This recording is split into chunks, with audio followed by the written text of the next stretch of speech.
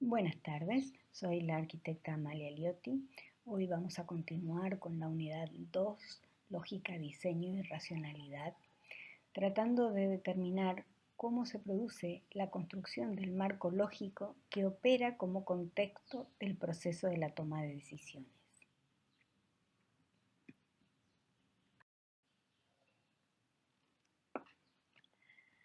En primer lugar, reafirmamos que el contexto en el cual estamos es el proceso proyectual, entendiéndolo como un sistema dinámico y evolutivo.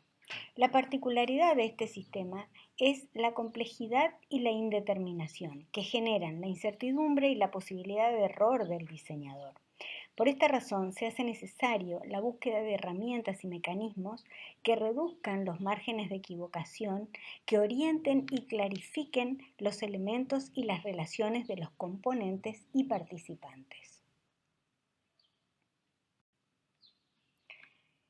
¿Qué es entonces el concepto de contexto? Nosotros como contexto entendemos un conjunto de circunstancias que rodean una realidad determinada y que ejercen influencias mutuas. ¿Esto qué quiere decir?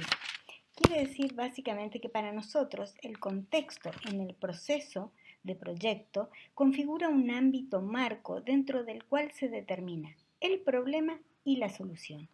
El contexto de proyecto abarca diferentes campos, desde los participantes y sus roles hasta las instituciones, actividades, lugares, etc.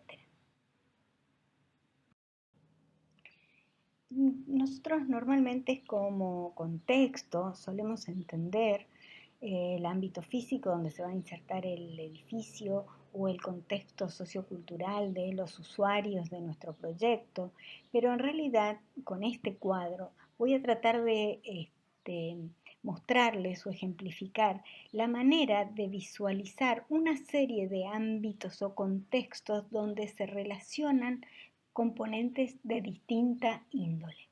Dentro del ámbito de salud, simplemente, nosotros podemos analizar un contexto de participantes, un contexto de lugares, un contexto de actores, un contexto de acontecimientos, un contexto de acción.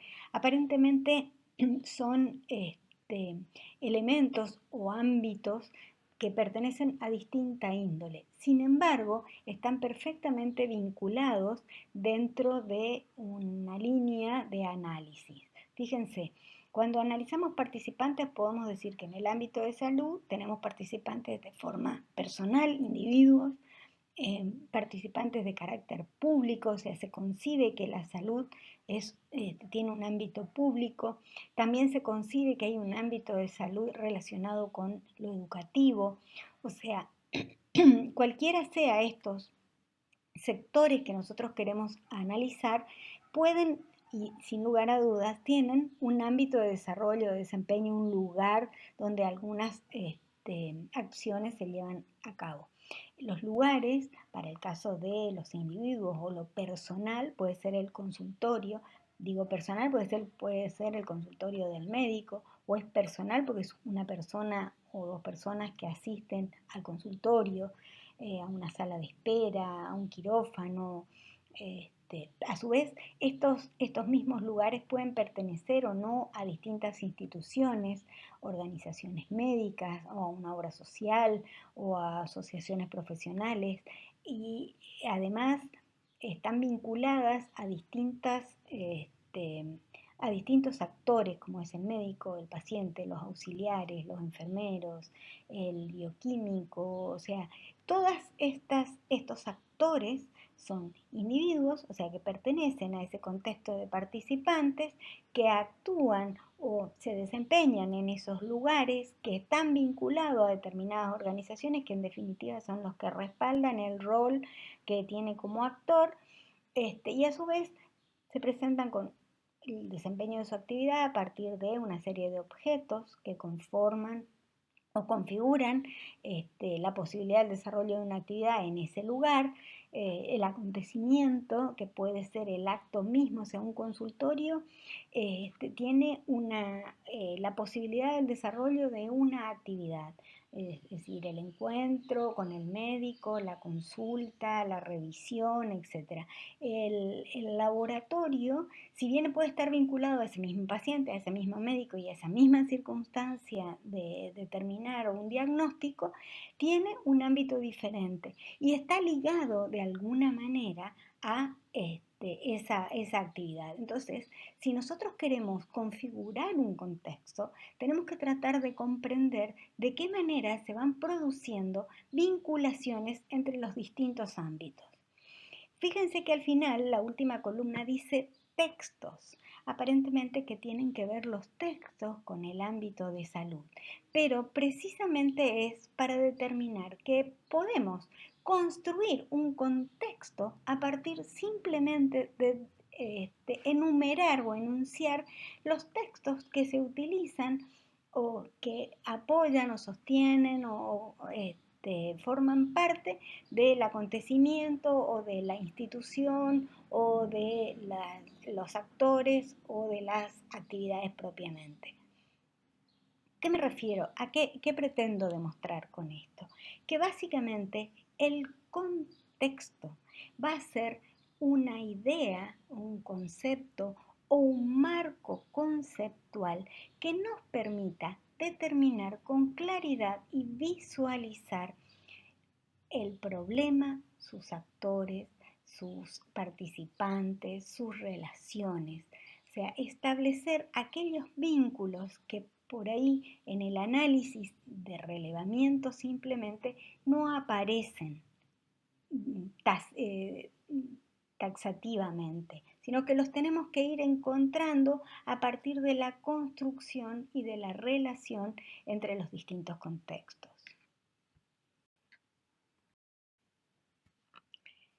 El marco lógico es una herramienta de gestión de la información en proyectos de cooperación para el desarrollo. Fue creado como metodología por Leon Rosenberg y Lawrence Posner. En 1979 lo presentan para la Agencia Internacional para el Desarrollo de Estados Unidos y posteriormente fue adoptado por la Agencia de Naciones Unidas y Europa, también por el Banco Interamericano de Desarrollo y el Banco Mundial, porque por ser un mecanismo que permite el monitoreo y la evaluación de proyectos. Este sistema o esta herramienta sostiene como premisa que busca resolver un problema y reconoce la necesidad de un análisis sistémico que asegure coherencia, viabilidad y evaluabilidad de los proyectos. Consiste básicamente en un esquema orientado a describir y definir los objetivos, los propósitos y las acciones que propone una matriz conceptual que permite visualizar, organizar y reconocer las relaciones entre los componentes y el entorno. Eso que yo les mostré recién es una matriz y es lo que nos permite de alguna manera establecer los eslabones vinculares entre cada uno de los elementos o de los componentes. Conforma el sistema o la herramienta de marco lógico, conforma un conjunto de conceptos interdependientes, coherentes y organizados que describen los aspectos más importantes de los problemas, los objetivos y las alternativas de solución. Aporta una estructura que ayuda a sistematizar los objetivos en base a las relaciones causales en función de un análisis de problemas, ya que no se puede atribuir la causa de un problema a un solo factor, pero además permite ver cómo influye una variable en todos los demás temas.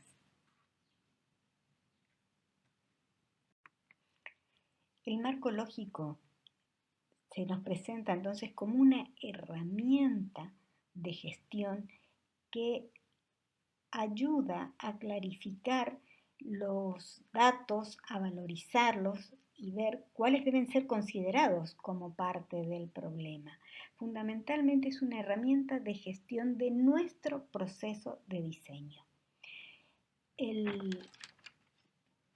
A su vez, la herramienta nos permite fijar objetivos, hacer una revisión en diferentes momentos para no perdernos en el cúmulo de alternativas. Es un modo de organizar la información para que puedan formularse las preguntas apropiadas. Estas preguntas se pueden hacer en las instancias de construcción del problema, de la definición de los objetivos, de la determinación de pautas, de la valoración de las variables. ¿Por qué? Porque básicamente el sistema de marco lógico diferencia instancias de identificación, definición, valoración, ejecución y evaluación. En la instancia de identificación, la pregunta apropiada sería ¿cuál es el problema? Entonces, ahí tenemos un análisis para identificar el problema y ver cuáles son de mayor jerarquía, cuáles son verdaderamente los desencadenantes del problema, las causas desencadenantes del problema. Y a su vez, cuáles son las cosas que debemos resolver. Por eso habla de una priorización jerárquica por alternativas de solución. O sea, qué cosas realmente nos ayudarían a resolver el problema. Otra de las preguntas es, ¿qué debemos hacer?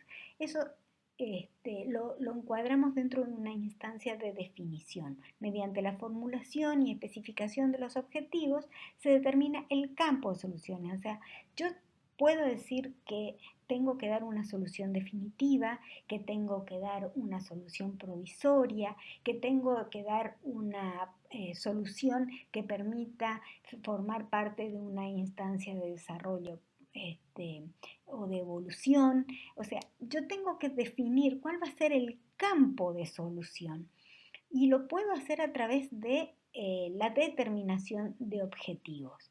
Eso también me ayuda a establecer cuál va a ser el alcance de los objetivos. La valoración es otra instancia en cómo debemos hacerlo, especificando las actividades y los recursos para la ejecución. Es decir, cuál es el margen de acción que nosotros tenemos para la resolución de problemas. Eso es especificar las actividades y los recursos para la ejecución. Durante la ejecución hay una instancia de revisión, de valoración. Precisamente, ¿lo estamos haciendo bien? Entonces, tenemos los indicadores o las herramientas como para monitorear las decisiones en base a un conjunto de indicadores de desempeño de los objetivos. Es decir, yo cuando fijé objetivos dije que yo tengo que alcanzar tal instancia o tengo que atender a un proyecto que abarque una población, qué sé yo, estoy hablando de una biblioteca para 400.000 habitantes, una ciudad de 400.000 habitantes. Entonces, fijo una serie de parámetros que en determinadas instancias del proyecto arrojan indicadores que me permiten ver si realmente estoy cumpliendo los objetivos propuestos o me perdí en el cúmulo de datos que estoy manejando. No se olviden que estamos en la etapa de proyecto en la que nosotros estamos haciendo toda una elaboración racional, teórica y lógica. Necesitamos que esté ordenada y que sea coherente. La evaluación es, ¿lo estamos logrando? El análisis de los resultados en relación a la finalidad del proyecto, o sea, los alcances de los objetivos pudieron haber variado en el desarrollo, pero no el fin. O sea, pudimos haber modificado las condiciones precisamente cuando los indicadores no nos daban o cuando la valoración denota que hay otras cosas de mayor trascendencia que van surgiendo en el desarrollo del proyecto, pero finalmente el objetivo, el fin al que estaba propuesto el proyecto se cumple. La idea de trabajar con esta herramienta es porque precisamente establece 2 o 3 modelos de configuración conceptual que son fácilmente aplicables y fundamentalmente sintetizan, obligan a la síntesis en forma permanente. O sea que vamos a ir realmente jerarquizando y decimos, bueno, esto es lo más importante. Todos aquellos otros datos que nos están denotando determinado tipo de problemas pueden quedar o incluidos o excluidos de nuestro análisis. fija básicamente el campo de análisis sobre el que vamos a trabajar con un problema. ¿Qué es una matriz? Básicamente es un cuadro donde se encuentran columnas y líneas que resumen en un solo golpe de visión una serie de ideas o de conceptos. En este caso particular, lo que les traigo acá es la matriz del marco lógico, que habla de distintos pasos, para nosotros son instancias, pero aquí piensen que esto es de 1979, están planteados como pasos. Los pasos serían la identificación del problema, el análisis del problema, análisis de objetivo, análisis de alternativa y la identificación del proyecto. Los instrumentos que ellos plantean para identificar el problema es la tormenta de ideas, o sea, ver todos los problemas que hay y después, como resultado de esa tormenta, establecer cuál es el problema central, cuáles van desencadenando el problema y cuáles aparecen como problema y son en realidad consecuencia de este. Para el análisis de problema, el instrumento que ellos plantean es el árbol de problema, o sea, ponerlo en un modelo gráfico en donde el problema central está precisamente para ellos centralizado y a partir de ahí las causas, o sea, todos los elementos o los problemas que lo van a desencadenar y a su vez todos los efectos o todas las cuestiones que van encadenadas a ese problema central.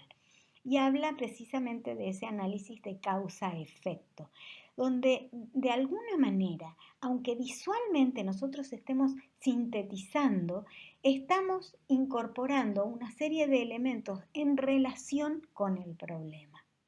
El análisis de objetivos resuelven también con un instrumento de árbol, o sea, manejan, como les dije, la idea de ellos es simplificar para tener siempre un sistema de comunicación rápido y visual, entonces usan el esquema de árboles y de matriz. Para el caso de la identificación del proyecto, hablan puntualmente del marco lógico como la base de propuesta de proyecto. Esto es para que ustedes sepan cómo maneja los instrumentos, la matriz, la herramienta de marco lógico. Ahora quiero detenerme sobre un concepto en particular que es el de los objetivos. Decimos que objetivos es una expresión cualitativa, quiere decir a la calidad de los propósitos. Deben ser claros, concretos, responder a los problemas, debe ser alcanzable, que se pueda llevar a la práctica, debe tener un fin, un objetivo final, enfocado a un logro. Puede resultar también un parámetro de evaluación. Entonces, dentro de la idea o el concepto de objetivos se pueden clasificar de tres maneras. En realidad hay más maneras, pero para el caso marco lógico usan esta clasificación: objetivos generales, específicos y operativos. Los generales corresponden a las finalidades genéricas del proyecto, pero se concretan a partir de los objetivos específicos, que es lo que se busca alcanzar. Los objetivos operativos están referidos a las acciones y tienen la particularidad de que son aplicables los indicadores y verificar qué grado de cumplimiento del objetivo general o específico se está dando. ¿A qué me refiero con esto? Cuando yo hablo de objetivo general de un proyecto, hablo, por ejemplo, de alcanzar la sustentabilidad del proyecto. Ahora bien, ¿cómo yo alcanzo esa condición, esa cualidad de sustentable de mi proyecto? A través de cierto grado de confort con una reducción significativa del consumo energético. Bien, ¿y cómo lo logro en cuanto a los objetivos operativos? A través de la utilización de materiales que me garanticen cierto grado de aislación térmica y acústica, o con un sistema de ventilación natural y una orientación que me permita tener entrada de luz y calor o luz y aire, etc. Esos objetivos operativos yo los puedo medir, o sea, yo sé exactamente que si utilizo un ladrillo o una pared, mejor dicho, conformada de un determinado espesor o de muro doble con aislación, voy a obtener un indicador de temperatura, de aislación diferente. O sea, el objetivo tiene la posibilidad de incorporarse con indicadores y verificar el cumplimiento. En la matriz de marco lógico, precisamente se verifica de qué manera se van encadenando los distintos niveles de objetivo y de qué modo todos ellos confluyen al cumplimiento del fin. La herramienta de marco lógico, en cuanto a su matriz, presenta y determina una lógica horizontal y una lógica vertical. La particularidad de la lógica vertical es que va encadenando los objetivos. Y en la lógica horizontal tenemos las distintas líneas de verificación del cumplimiento de esos objetivos. Fíjense ustedes que en la última línea aparece el término supuestos. Estos supuestos son la línea en la que se deja espacio a factores externos que pueden influir, determinar o variar los objetivos. Este es un modelo de la herramienta árbol de problema que plantea el marco lógico. El problema central está producido o determinado por una serie de circunstancias que pertenecen a distintos ámbitos, pero que confluyen en una situación en particular. A su vez, también es posible de ver que los efectos pueden tener incidencia en distintos ámbitos. Es importante no confundir las causas con el problema. Esta es otra herramienta que es la de árbol de objetivos. En este caso en particular va seleccionando desde el nivel de objetivo estratégico hasta el objetivo personal. Vuelven a desglosarse en los distintos niveles con los distintos participantes en función del objetivo. Puede tener similitud con el modelo de árbol. Por lo general, ante un determinado problema, se busca asociar el modelo de árbol de problema al modelo de árbol de objetivo, cosa de conseguir la directa correspondencia entre un punto, lo que sería un factor, con lo que sería un objetivo.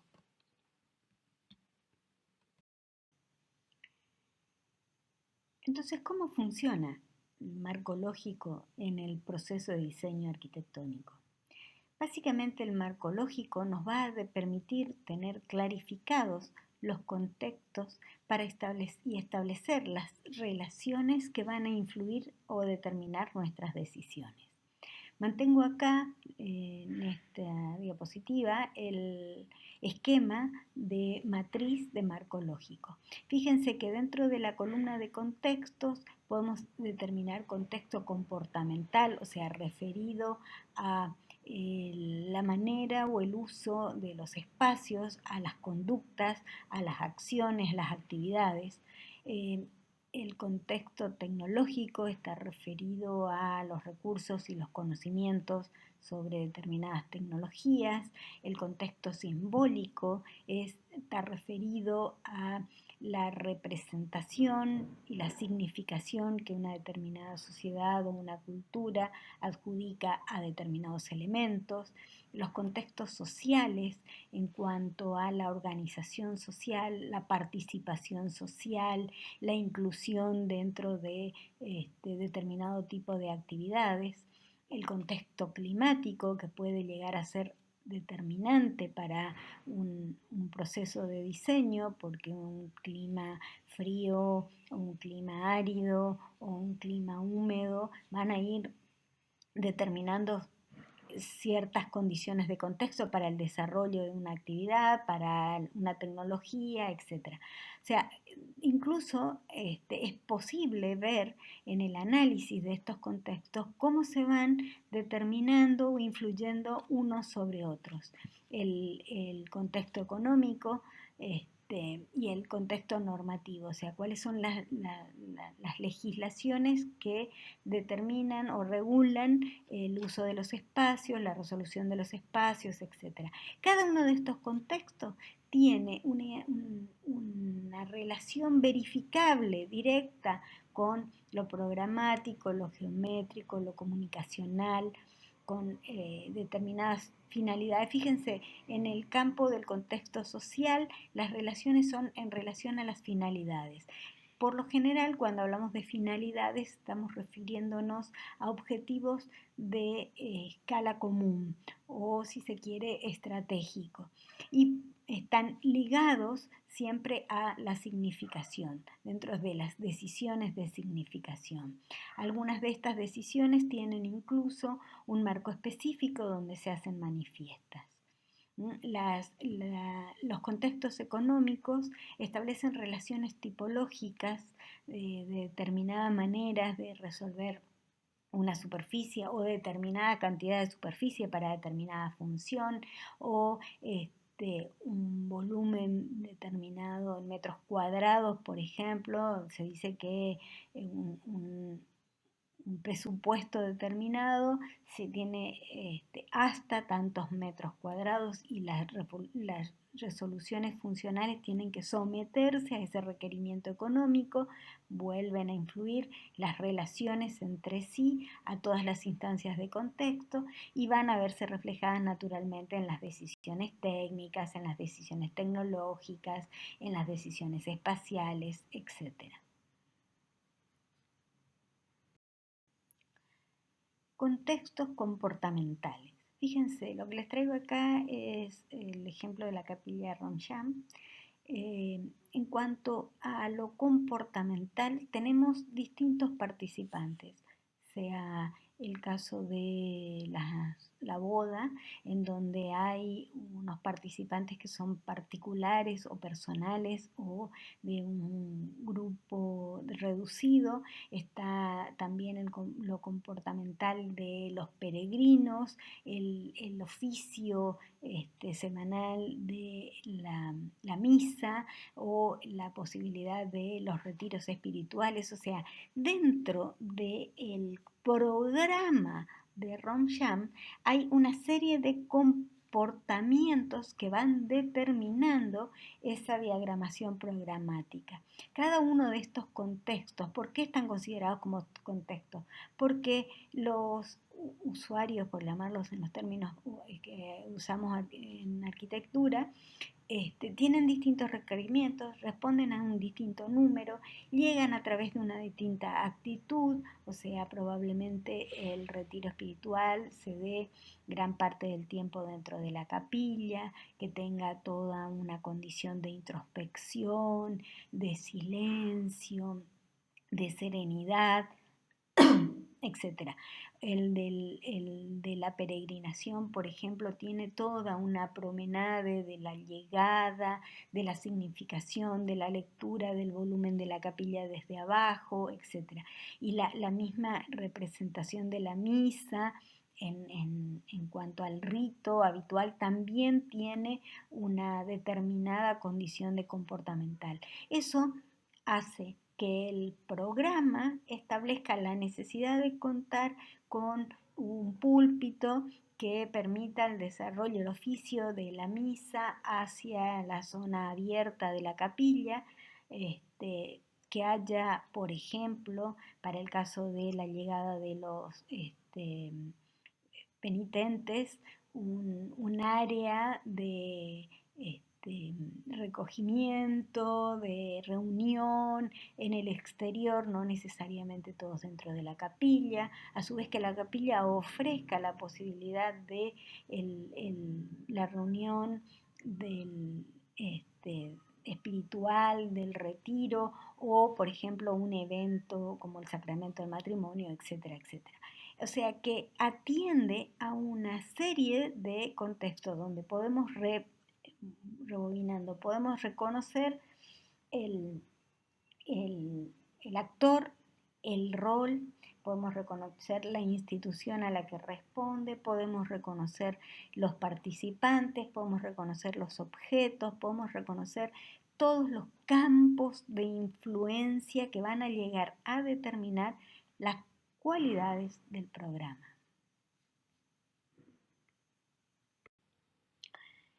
Las relaciones programáticas no solamente van a determinar el número de personas que va a ocupar un espacio o la superficie mínima que requiere ese espacio, va a establecer también la relación con el exterior o la relación con las otras actividades dentro del conjunto o una determinada secuencia de vinculación entre una actividad y otra, o la compatibilidad entre una actividad y otra, o la superposición de una actividad y otra.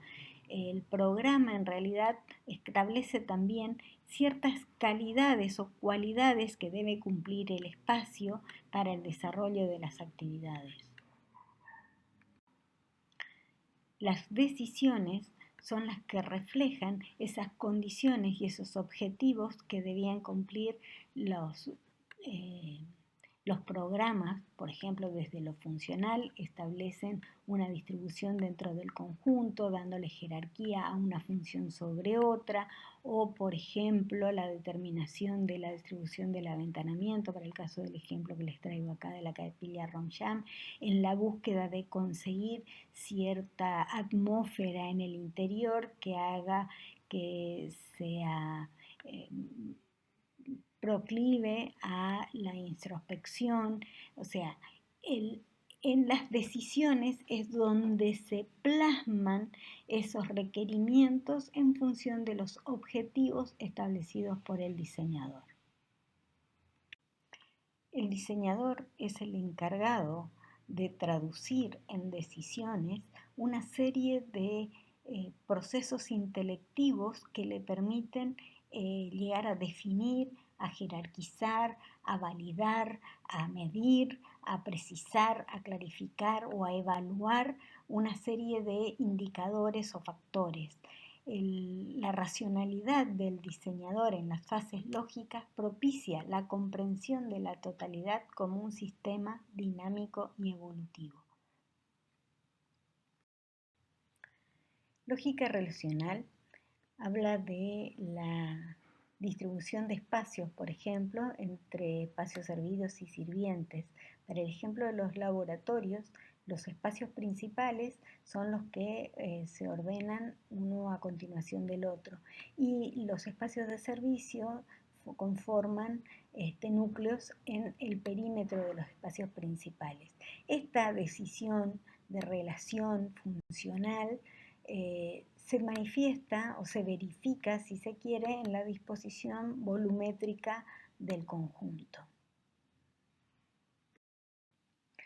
En la lógica situacional, por ejemplo, la localización del acceso establece una actitud en cuanto a la vinculación con el espacio exterior. La lógica situacional le permite al diseñador decidir sobre integrarse, oponerse, vincularse, diferenciarse del entorno físico inmediato al edificio. Asumir una actitud que puede variar desde la integración hasta la oposición. La lógica geométrico-constructiva va articulando las decisiones desde lo tecnológico con lo espacial, con lo formal, con lo constructivo. Es precisamente el recurso a través del cual se organiza la materialidad o la materialización de la idea o el proyecto. Las decisiones de implantación pueden encontrar en algunos casos referencias o relaciones con elementos que están mucho más allá del territorio o el terreno del edificio. A veces es incluso una escala urbana. La significación no siempre está asociada a la función más jerárquica. Puede valerse de cualquier recurso funcional para darle significación al conjunto. La articulación entre los espacios funcionales y los esquemas circulatorios es muchas veces un recurso para marcar o jerarquizar determinadas funciones. La lógica geométrica refuerza la estructura organizativa de los espacios. Las resoluciones tecnológicas impactan en la geometría constructiva y se hace manifiesta en la expresión volumétrica del edificio. Un requerimiento de iluminación que viene del ámbito de las demandas funcionales puede llegar a determinar también soluciones tecnológicas, como puede ser un sistema de lucarnas o la resolución de una cubierta. Las decisiones de vinculación o relación con el contexto en cuanto a la implantación del edificio puede tener distintas actitudes: la indiferencia, la integración, la contraposición. El uso de una determinada tecnología puede asumir dos actitudes diferentes, la de integración como la de contraposición. Tal como lo plantea Pesci en cuanto a las transformaciones espaciales, las fases lógicas son las que el diseñador utiliza para traducir lo conceptual a lo representativo o gráfico. Ese sistema figurativo de representatividad que utiliza el arquitecto como lenguaje es lo que le permite, a través de distintas disposiciones, dimensiones, características y relaciones, hacer base de su concepto. El sistema figurativo nos permite expresar las relaciones interior-exterior o entre espacios, la estructura de ordenamiento del conjunto, la disposición de los espacios secuenciales, la organización geométrica del conjunto. De alguna manera, a través de herramientas gráficas, podemos conceptualizar esas ideas del proyecto. Los ejemplos gráficos dados poseen la particularidad de ser una síntesis. Están claramente identificados con los proyectos, sin embargo, los elementos que aparecen en la representación son muy sintéticos, muy esenciales. Me interesa que de toda esta herramienta de marco lógico ejerciten el sistema de árbol de problemas, árbol de objetivos y sobre todo la matriz, que sería el recurso para visualizar en un solo pantallazo una determinada situación. Les voy a subir el libro de Martínez Zárate, que en sus ejercitaciones de proyecto utiliza de manera sistemática los esquemas de matriz, por lo cual creo que les puede ser altamente significativo porque está directamente aplicada a la problemática arquitectónica. Esto es todo. Las dos próximas diapositivas tienen los temas de las preguntas del trabajo práctico y el ejercicio para la bitácora. Buenas noches, muchas gracias.